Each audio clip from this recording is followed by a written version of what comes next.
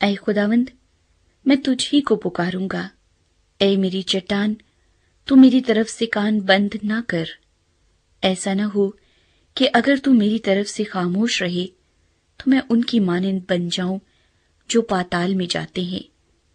جب میں تجھ سے فریاد کروں اور اپنے ہاتھ تیری مقدس ہیکل کی طرف اٹھاؤں تو میری منت کی آواز کو سن لے۔ مجھے ان شریروں اور بد کرداروں کے ساتھ گھسیٹ نہ لے جا جو اپنے ہمسایوں سے صلح کی باتیں کرتے ہیں، مگر ان کے دلوں میں بدی ہے۔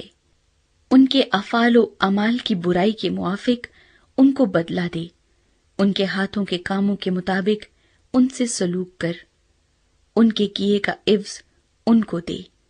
وہ خداوند کے کاموں اور اس کی دستکاری پر دھیان نہیں کرتے، اس لیے وہ ان کو گرا دے گا اور پھر نہیں اٹھائے گا۔ خداوند مبارک ہو، اس لیے کہ اس نے میری منت کی آواز سن لی۔ خداوند میری قوت اور میری سپر ہے، میرے دل نے اس پر توکل کیا ہے اور مجھے مدد ملی ہے۔ اسی لیے میرا دل نہایت شادمان ہے اور میں گیت گا کر اس کی ستائش کروں گا۔ خداوند ان کی قوت ہے، وہ اپنے ممسوح کے لیے نجات کا قلعہ ہے۔ اپنی امت کو بچا اور اپنی میراث کو برکت دے، ان کی پاسبانی کر اور ان کو ہمیشہ تک سنبھالے رہے۔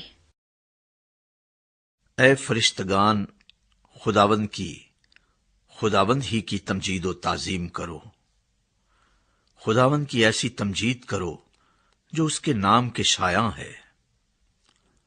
پاک آرائش کے ساتھ خداوند کو سجدہ کرو۔ خداوند کی آواز بادلوں پر ہے، خدائے ذوالجلال گرجتا ہے۔ خداوند دلدار بادلوں پر ہے، خداوند کی آواز میں قدرت ہے، خداوند کی آواز میں جلال ہے۔ خداوند کی آواز دیوداروں کو توڑ ڈالتی ہے، بلکہ خداوند لبنان کے دیوداروں کو ٹکڑے ٹکڑے کر دیتا ہے۔ وہ ان کو بچڑے کی مانند، لبنان اور سریون کو جنگلی بچڑے کی مانند کداتا ہے۔ خداوند کی آواز آگ کے شعلوں کو چیرتی ہے، خداوند کی آواز بیابان کو ہلا دیتی ہے۔ خداوند قادس کے بیابان کو ہلا ڈالتا ہے، خداوند کی آواز سے ہرنیوں کے حمل گر جاتے ہیں، اور وہ جنگلوں کو بے برگ کر دیتی ہے۔ اس کی ہیکل میں ہر ایک جلال ہی جلال پکارتا ہے۔ خداوند طوفان کے وقت تخت نشین تھا، بلکہ خداوند ہمیشہ تک تخت نشین ہے۔ خداوند اپنی امت کو زور بخشے گا، خداوند اپنی امت کو سلامتی کی برکت دے گا۔